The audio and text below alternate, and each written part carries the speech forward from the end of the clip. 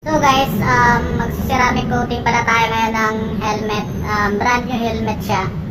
So, konting process na lang yung gagawin natin. So, let's go. So first is buksan natin yung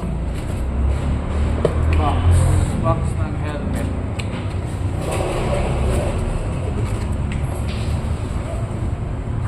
Dahil brand new, coating na lang natin siya diretso. Hindi na natin siya kailangan i-paint correction or i-buffing man lang. So no need na. Kasi brand new naman siya eh. Hindi na natin siya gagamitan ng chemical. Baka sumiksik pa siya mga singit-singit. So magiging libag din siya pag tumagal. Kasi sa maliliit na portion doon kakapit. Lalo na pag puti, hindi natin makikita na sumiksik na pala. So hindi naman natin siya pwedeng gamitan ng toothbrush kasi magagasgas. So yung gagamitin na lang natin is alcohol na lang. So ito talaga yung gamit natin, alcohol spray. After natin mag-paint correction or mag-buffing ng helmet, pinaka-advisable talaga spray ng alcohol. Kasi yung polish kasi, nandadaya yan. Nandadaya ng pintura. Kunwari, wala na. Pero tinatakpan lang pala yung mga swirl marks ng pagkakintab niya. So, pag na-sprayan mo siya ng alcohol, doon lalabas yung tunay na itsura niya or doon sa portion na kung natanggal ba talaga yung mga swirl marks, matatanggal ng alcohol. So, let's go.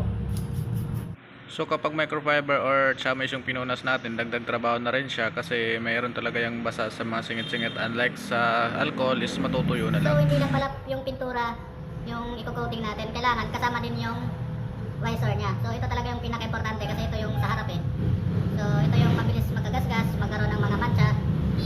Lalo na yung sa mga scratches. So baling tatlong layer pala yung gagawin natin. First layer, itong pangalawa, then yung pangatlo natin is spray na lang. So yun yung ginagamit pang maintain or pang refresh ng naka-ceramic coating. So yun pang layer, pang tatlong layer. Pang tatlo then last. So una is kailangan naka-gloves, applicator, then suede, tela. So ito yung lalagyan ng chemical.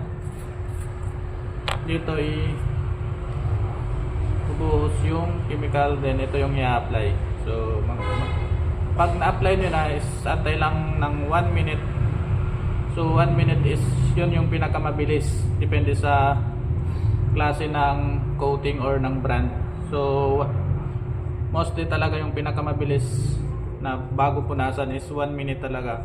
After mong na-apply, 1 minute muna bago mo siya pupunasan para kumapit muna or medyo sip-sipin yung coating ng pintura bago mo siya punasan. Kasi pag pinunasan mo siya agad, useless lang.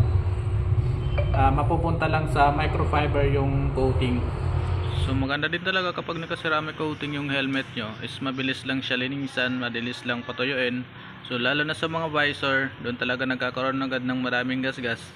At pag madami ng gasgas is lalabo na.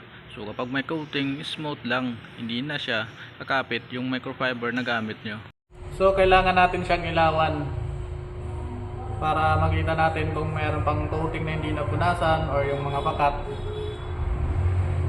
Lalo na kapag binapping nyo or paint correction, doon talaga kakapit yung coating sa mga dumi, then sa mga polish, doon talaga. So ito kahit brand new, kailangan din natin gamitan ng ilaw just to make sure na walang tira, kasi maliit lang to na portion eh, maliit lang to. So kailangan ayusin natin, kailangan pulido.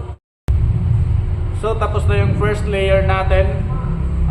Antay lang tayo ng 1 hour. 1 hour yung pinakamadali bago mo siya patungan ng pangalawang layer. So kape muna tayo. Let's go.